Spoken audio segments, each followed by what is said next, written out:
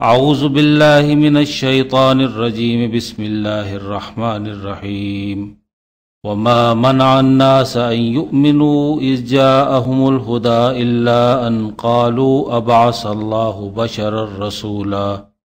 قل لو كان في الارض ملائكة يمشون مطمئنين لنزلنا عليهم من السماء ملكا رسولا قل كفى بالله شهيدا بيني وبينكم إنه كان بعباده خبيرا بصيرا ومن يهد الله فهو المهتد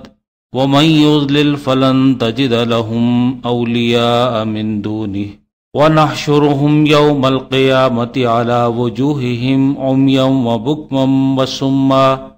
مأواهم جهنم کلما خبت زدناہم سعیرا صدق اللہ العظیم۔ لوگوں کے پاس ہدایت آ جانے کے بعد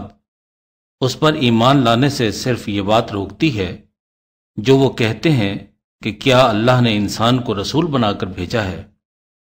آپ صلی اللہ علیہ وسلم ان سے کہیے کہ اگر فرشتے زمین میں اطمینان سے چل پھر رہے ہوتے تو ہم آسمان سے ان کے لیے ضرور کوئی فرشتہ ہی رسول بنا کر بھیجتے۔ آپ صلی اللہ علیہ وسلم ان سے کہہ دیجئے کہ میرے اور تمہارے درمیان بس ایک اللہ کی گواہی کافی ہے، وہ یقیناً اپنے بندوں سے باخبر ہے اور سب کچھ دیکھ رہا ہے۔ جسے اللہ ہدایت دے وہی ہدایت پانے والا ہے، اور جسے وہ گمراہی میں ڈال دے تو ایسے لوگوں کے لیے اللہ کے سوا آپ کوئی مددگار نہ پائیں گے، اور قیامت کے دن ہم انہیں اوندھے منہ، گونگے اور بہرے بنا کر اٹھائیں گے۔ ان کا ٹھکانہ جہنم ہے، جب بھی اس کی آگ بجھنے لگے گی ہم اسے ان پر اور بھڑکا دیں گے۔ زیر مطالعہ آیات کے پس منظر میں کفار مکہ کے وہ مطالبات ہیں جو دراصل بہانے تھے ایمان لانے اور حق قبول کرنے سے بچنے کے۔ ان بے سروپا مطالبات میں پانی کا کنواں پھوٹ پڑنے، پھلوں کا باغ یکا یک وجود میں آ جانے، آسمان گر پڑنے، خود اللہ یا فرشتوں کا سامنے آ جانا، سونے کا گھر بن جانا، آسمان تک رسائی ہو جانا،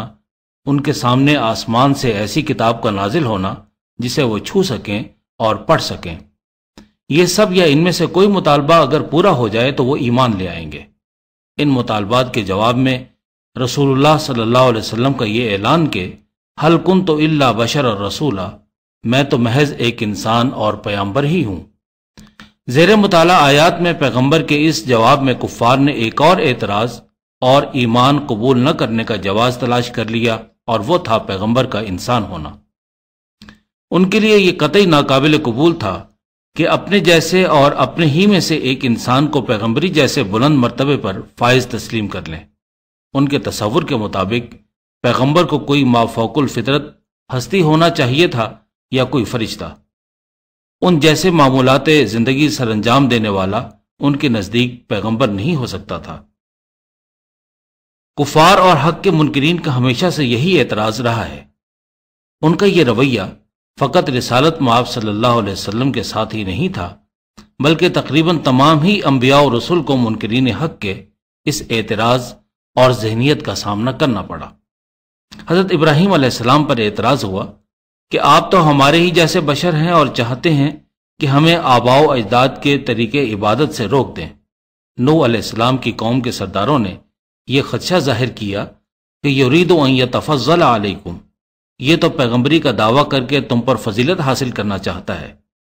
یہ جو کچھ کہتا ہے ہم نے اپنے آباء و اجداد سے تو ایسا نہیں سنا، لگتا ہے اس شخص پر آسیب ہے۔ قوم کے سرداروں نے کہا کہ اگر تم نے اپنے ہی جیسے بشر کی اطاعت کی تو اذا لخاسرون، تم بڑا نقصان اٹھاؤ گے۔ کفار مکہ نے بھی اپنے فکری پیشواؤں کی طرح اسی معاملے کو اپنے قبول حق کی رکاوٹ بنا لیا۔ قرآن عظیم نے متوجہ کیا کہ یہ عجیب معاملہ ہے، پہلے پیغمبر کے انسان ہونے پر اعتراض، اور پھر انہی انسانوں کو عقیدت کے مارے خدائی کے منصب پر فائز کر دیا گیا۔ ایسے لوگوں سے کہا گیا کہ لو کان فی الارض ملائکۃ یمشون مطمئنین لنزلنا علیہم من السماء رسولا۔ پہلی بات تو یہ کہ اگر فرشتوں کے لیے کسی پیغمبر کی ضرورت ہوتی بھی تو اس آسمانی مخلوق کے لیے پیغمبر بھی آسمان ہی پر مبعوث کر دیا جاتا، زمین پر بھیجنے کی ضرورت نہ ہوتی۔ اور دوسرا یہ کہ زمین پر تو انسان آباد ہیں، اگر فرشتے دنیا میں آباد ہوتے اور زندگی کے معمولات سر انجام دے رہے ہوتے تو ضرور انہی جیسا ایک فرشتہ ان کی رہنمائی کے لیے مبعوث کر دیا جاتا، مگر نہ زمین پر فرشتے آباد ہیں اور نہ آسمان پر انہیں عمل خیر و شر کا اختیار، نہ ان سے کسی نافرمانی کا ظہور ممکن ہے، تو ایسا تصور اور مطالبہ غیر حقیقی ہے۔ قرآن عظیم نے اس بنیادی اور اصولی حقیقت کی طرف رہنمائی عطا کی کہ پیغمبر کو فرشتوں کے معاشرے اور دنیا میں مبعوث نہیں کیا گیا، انہیں انسانوں کی فکری عملی رہنمائی اور اصلاح کے لیے بھیجا جاتا رہا ہے۔ انسانوں ہی کو اختیار حاصل ہے کہ خیر و شر، حق و باطل اور نیک و بد میں سے کسی ایک کو اختیار کریں، انہی سے حسن عمل اور بندگی رب کا رویہ مطلوب ہے۔ دنیا انہی کی آزمائش کی جگہ اور ذخیرہ آخرت بنانے کا موقع ہے۔ فرشتوں کو تو کسی اصلاح عمل کی ضرورت نہیں۔ یہ کیسے ہو سکتا ہے کہ معاشرہ تو انسانوں کا ہو، معاملات تو انسانوں کے ہوں، ہدایت اور راستی کی ضرورت تو انسانوں کو ہو، اور ان کے ماحول، معاشرے، مزاج، طور اطوار اور حالات سے مختلف کسی کو ان کا مصلح اور ہادی مقرر کر دیا جائے؟ یہ اللہ کریم کی حکمت اور انسانوں پر رحمت ہی کا مظہر ہے کہ ان کی رہنمائی کے لیے انہی جیسا ایک برگزیدہ شخص کو پیغمبر مقرر کیا جاتا رہا ہے۔ اسی لیے تو اس اعلیٰ ترین انسان نے اپنی سیرت و کردار، تعلیم و نصیحت، تربیت و تزکیہ، قول و فعل، ہر لحاظ سے انسانوں کو ایک بہترین نمونہ عمل پیش کیا، ان کے ساتھ رہ کر، چل پھر کر، معمولات حیات سر انجام دے کر ان کے ذہن اور عمل کو تبدیل کیا، ان کی انفرادی اور اجتماعی زندگیوں کے رخ تبدیل کیے، انہی کے ماحول اور مزاج کے مطابق غلبہ حق کی تحریک کو سرگرم کیا۔ پیغمبر جس انقلابی فرض کی ادائیگی کے لیے مبعوث ہوئے، یقیناً فرشتوں کے ذریعے ممکن بھی نہ تھا اور قرین عقل بھی نہیں، لہٰذا پیغمبروں کا انسان ہونا کوئی اعتراض نہیں بلکہ عین مقتضائے قدرت و فطرت ہے، اور اللہ رب العالمین کا کوئی عمل، فیصلہ اور حکم حکمت سے خالی اور انسانوں کے مفادات و مصالح کا عکاس ہونے سے عاری نہیں ہوتا۔ فرشتوں کی حیثیت محض اللہ کا پیغام، حکم اور فیصلہ آسمان سے زمین پر اس کے اعلیٰ و عرفہ انسان تک بلا کم وقاص پہنچانے والے کے سوا اور کچھ نہیں۔ قل کفا باللہ شہیدم بینی و بینکم، پیغمبر علیہ السلام کو ان کفار اور معترضین سے الجھنے کی بجائے یہ کہنے کا حکم دیا گیا کہ ابلاغ حق کی جد و جہد، تمہاری اصلاح فکر و عمل کی یہ میری ساری محنت، میری بے لوثی، اخلاص اور حسن عمل کے ساتھ تمہاری مخالفت، عداوت اور اعراض، انکار اور کفر، سب اللہ دیکھ رہا ہے اور ان معاملات کی نگرانی کر رہا ہے۔ وہ جانتا ہے کہ آیا میں نے اس کا پیغام اس کے بندوں تک کسی کوتاہی، غفلت یا کمی بیشی کے بغیر پہنچا دیا ہے یا نہیں، لہذا تمہارے بے سروپا اعتراضات اور مطالبات اور میرے بشر ہوتے ہوئے پیغمبر ہونے پر خلاف عقل و منطق خیالات کی کوئی حیثیت نہیں۔ انسان کو سوچنا چاہیے کہ ایسے اعتراض اٹھا کر وہ نہ تو پیغام حق کو روک سکتا ہے، نہ غلبہ حق کو،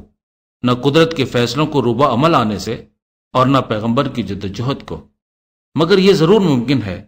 کہ وہ اپنی آخرت کو تباہ و برباد کر ڈالے۔ انہ کان بعبادہ خبیرا بصیرا، بلا شبہ اللہ علیم و خبیر، مالک الملک، مختار اور مقتدر، اپنے بندوں کے ہر قول و عمل سے خوب آگاہ ہے، ان کا ریکارڈ رکھ رہا ہے، اور وہی تو ہے جو اس کا بدلہ دینے پر مکمل قدرت بھی رکھتا ہے۔ من یہد اللہ فہو المہتد، اس حقیقت کی طرف رہنمائی عطا کی گئی کہ فکر و عمل کی راستی، ہدایت اور سلامتی اللہ ہی کے ذریعے اسی کے حکم اور فیصلے پر عمل میں مثمر ہے۔ اصل ہدایت بھی وہی ہے جو اللہ عطا کرے، ہدایت بھی اسی کو ملتی ہے جو اس کی طلب کرے، اس ہدایت کو قبول کرے اور اسے اختیار و لازم کر لے۔ اس کے مقابل بلکہ ہدایت الہی سے متصادم ہر فکر، ہر عمل، ہر نظام اور ہر نظریہ نیری گمراہی ہے، جو نہ بندوں کی دنیا کے لیے موزوں ہے اور نہ آخرت کے لیے مفید۔ وَمَن يُضْلِلْ فَلَن تَجِدَ لَهُمْ أَوْلِيَاءَ مِن دُونِهِ، جو شخص ہدایت کے سرچشموں سے خود کو دور کر لے، راستی کے سارے در بند کر لے، نصیحت کے سب سامان ٹھکرا دے، جھوٹ، باطل اور ناحق کا ساتھ دے، فکری اور عملی خباثت کا بھرپور اظہار کرے، اپنے اس رویے پر نہ صرف شرمندہ نہ ہو بلکہ فخر کرے، یقیناً ہدایت ان کے نصیب سے اٹھ جاتی ہے۔ اب ایسے شخص کو کوئی بھی راہ ہدایت پر واپس نہیں لا سکتا، نہ کسی کے مجال ہے نہ طاقت۔ ہدایت تو عطا ہی اللہ کی توفیق سے ہوتی ہے، اسی کی حمایت و نصرت اور ولایت ہی کام آتی ہے۔ وَنَحْشُرُهُمْ يَوْمَ الْقِيَامَةِ عَلَى وُجُوهِهِمْ عُمْيًا وَبُكْمًا وَصُمًّا، ایسے بے ہدایتوں کو، دعوت حق اور راہ نجات کو ٹھکرانے والوں کو، طرح طرح کے اعتراض، اشکال اور سوال اٹھا کر خود کو حق سے محروم رکھنے والوں کو اللہ قیامت کے روز منہ کے بل گھسیٹ کر، اندھا، بہرا اور گونگا بنا کر میدان حشر میں سزا کے لیے جمع کرے گا، کیونکہ دنیا میں حق کے مقابل یہ اندھے، گونگے اور بہرے بن جاتے، نہ حق سنتے، نہ حق دیکھتے اور نہ حق کو قبول کرتے اور اس کے بارے میں گواہی دیتے۔ لہذا آخرت میں اللہ انہیں ایسا ہی بنا دے گا، اور یقیناً اللہ کے لیے ایسا کرنا دشوار نہیں ہے۔ وہ دنیا میں انسانوں کو پاؤں کے بل چلا سکتا ہے تو آخرت میں منہ کے بل گھسیٹ بھی سکتا ہے۔ مأواہم جہنم، یہ کسی اور کا نہیں، اللہ بزرگ و برتر کا فیصلہ ہے کہ ایسے منکرین، معترضین، گمراہ اور بدبخت جہنم میں ہی رہیں گے، وہی ان کا مستقل اور ابدی ٹھکانہ ہوگی، جہاں ذلت آمیز عذاب بھگتیں گے۔ دنیا میں خوب عیش کر لی، اب آخرت کا عذاب ان کی جان نہ چھوڑے گا۔ کلما خبت زدناہم سعیرا، جہنم کی آگ جب بھی مدھم پڑنے لگے گی اللہ اسے اور بھڑکا دیں گے۔ اللہ ہمیں اس عذاب اور اس کی ذلت سے محفوظ رکھے، ہدایت کے راستوں پر چلائے اور پیغمبر علیہ الصلاۃ والسلام کی مکمل اطاعت کی توفیق سے نوازے، آمین۔ This program is the sole property of Central Productions, Pakistan Broadcasting Corporation, Islamabad. Piracy in this regard is illegal.